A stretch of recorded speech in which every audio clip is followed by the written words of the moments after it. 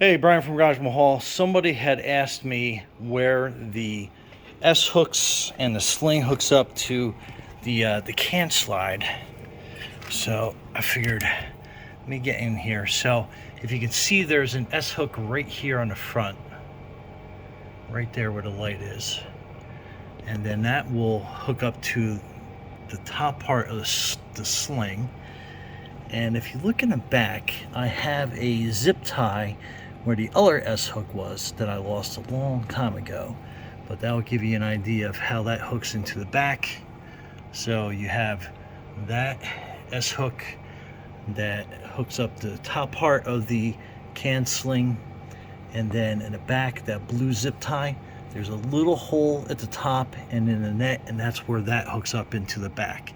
So in case you were wondering, and you're wondering why your cans are coming down hard or fast or whatever, so that gives you an idea. Also, it has a Velcro piece that goes all the way to the back at the top, but again, so that's how that is configured, and I hope that helps everybody out there.